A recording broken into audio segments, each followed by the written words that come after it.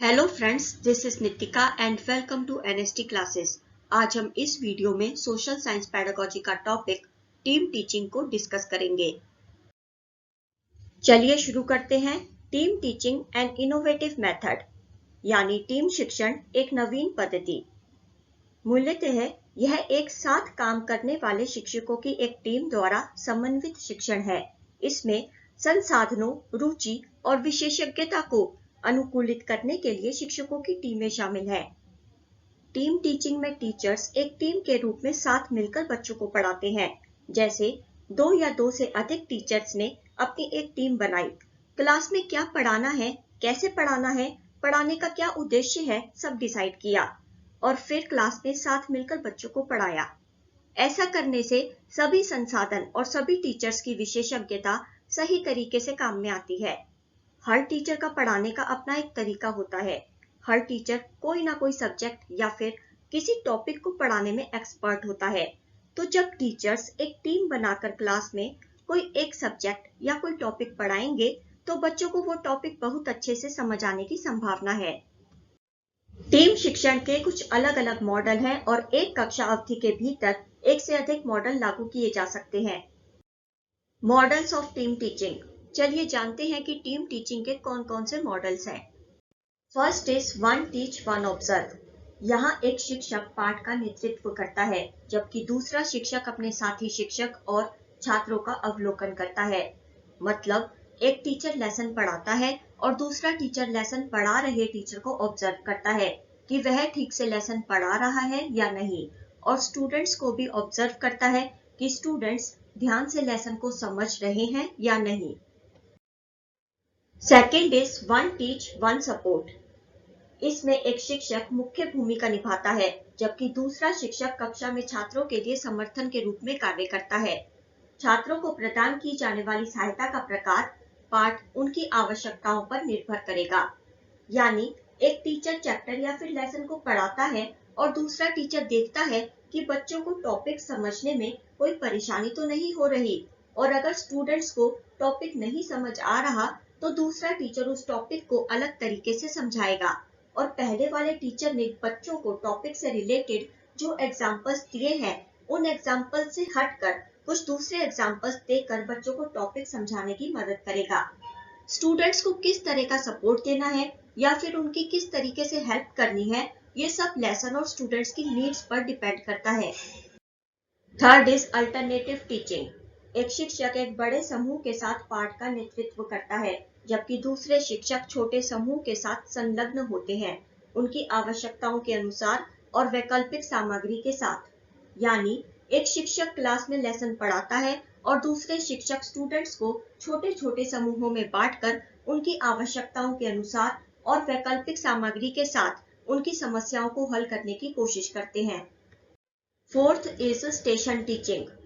यह शिक्षकों को समूहों में काम करने वाले छात्रों के बीच परियोजना कार्य या समूह प्रक्रियाओं को सुविधाजनक बनाने की अनुमति देता है।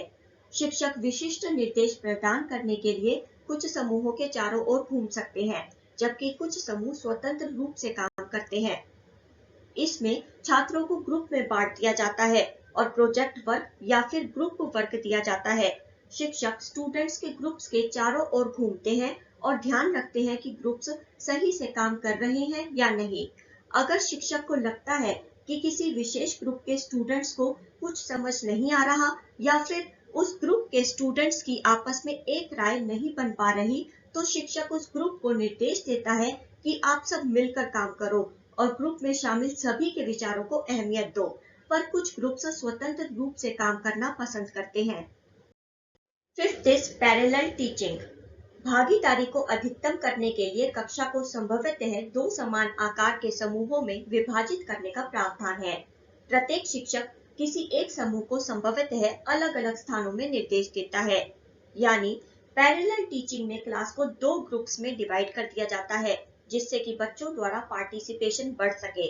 इन दोनों ग्रुप्स को अलग अलग टीचर लीड करती है और अपने अपने ग्रुप में टॉपिक को समझाती हैं।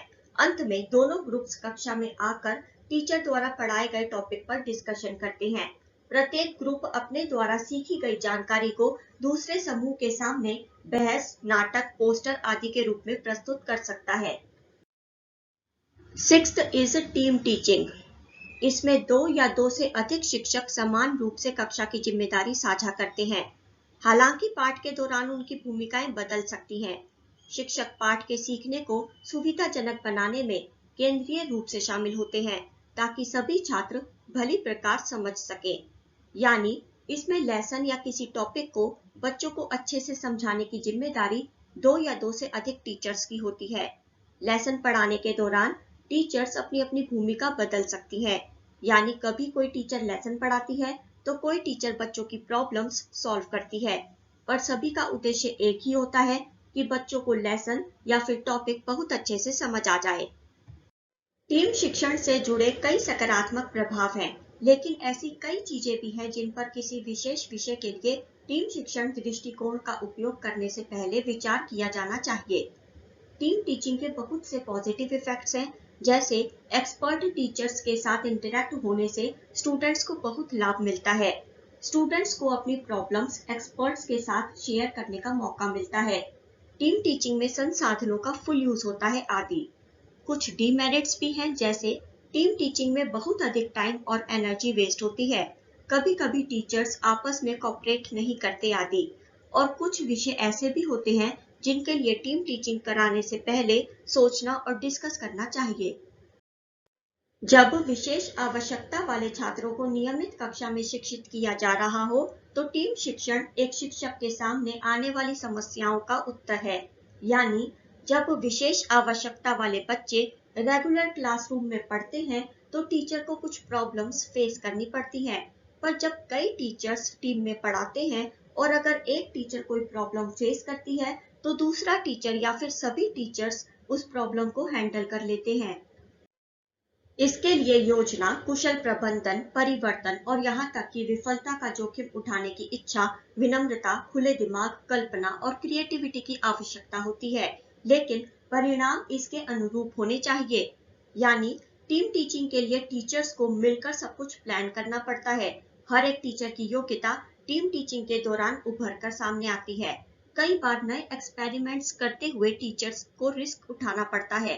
अगर कोई टीचर बहुत स्ट्रिक्ट है, तो उसे भी टीम टीचिंग के दौरान विनम्र रहना पड़ता है, दिमाग खुला रखना पड़ता है, यानी ओपन माइंडेड रहना पड़ता है, जिससे कि बच्चों की हर एक प्रॉब्लम्स को पहचाना जा सके। टीम टीचिंग के दौरान इमेजिनेटिव और क्रिएटिव रहना होता है, जिससे कि बच्चों को पढ़ाने के लिए नए नए तरीके ढूंढे जा सके। लेकिन इन सब के बावजूद भी अगर अंत में रिजल्ट नेगेटिव निकलता है, तो कोई फायदा नहीं होगा। टीम टीचिंग के दौरान टीचर्स द्वारा इतने सारे एफर्ट्स लगाने के बाद रिजल्ट पॉजिटिव आना चाहिए। टीम वर्क से शिक्षण की गुणवत्ता में सुधार होता है, क्योंकि विभिन्न शिक्षक एक ही विषय को विभिन्न कोणों से देखते हैं, जैसे सिद्धांत और व्यवहार, अतीत और वर्तमान, विभिन्न लिंग या जातीय पृष्ठभूमि के शिक्षार्थियों को पढ़ाना आदि। यानी जब कई टीचर्स टीम में पढ़ाते हैं, तब अलग अलग सब्जेक्ट्स के एक्सपर्ट टीचर और अलग अलग योग्यता वाले टीचर एक ही टॉपिक को मिलकर पढ़ाते हैं। इससे टीचर्स की नॉलेज बढ़ती है और टीचर्स एक दूसरे की योग्यता से बहुत कुछ सीखते हैं। हर टीचर में कोई ना कोई गुण विद्यमान होता है, अच्छा या बुरा। जब टीचर्स टीम टीचिंग के दौरान एक दूसरे के अच्छे बुरे गुणों को देखते हैं, तो वे एक दूसरे से बहुत कुछ सीखते हैं। एक ही टॉपिक की थियरी करानी होती है, उसका प्रैक्टिकल कराना होता है, उस टॉपिक के पास्ट और प्रेजेंट के बारे में बताना होता है। अलग जेंडर्स और अलग अलग कास्ट के बच्चों को पढ़ाते वक्त कुछ टॉपिक्स को केयरफुली और सेंसिटिव तरीके से हैंडल करना पड़ता है। टीम टीचिंग के दौरान सभी टीचर्स इतना सब कुछ एक्सपीरियंस करके बहुत कुछ सीखते हैं। शिक्षक की शक्तियों को संयोजित किया जाता है और कमजोरियों को दूर किया जाता है। कमजोर शिक्षकों को टीम के अन्य सदस्यों द्वारा नॉन थ्रेटनिंग वाले सहायक संदर्भ में देखा जा सकता है, उनकी आलोचना की जा सकती है और उनमें सुधार किया जा सकता है। यानी टीम टीचिंग के दौरान टीचर्स अपने वीक पॉइंट्स को सुधार सकते हैं। जो टीचर्स नए हैं या फिर जो टीचर्स पढ़ाने में कमजोर हैं, टैलेंटेड और एक्सपीरियंस्ड टीचर्स उनमें सुधार लाने के लिए उनकी आलोचना कर सकते हैं। कोई भी टीचर किसी भी टीचर को धमका नहीं सकता। टीम टीचिंग के दौरान प्रत्येक टीचर एक दूसरे को सपोर्ट करता है। अगर आपको वीडियो अच्छी लगी हो तो वीडियो को लाइक करें और शेयर करें, अपने विचार कमेंट करके बताएं। चैनल को सब्सक्राइब जरूर करें और सब्सक्राइब करने के साथ नोटिफिकेशन बेल को प्रेस करके ऑल पर क्लिक करें। See you in the next video. Till then good bye. Thank you so much. Thanks for watching.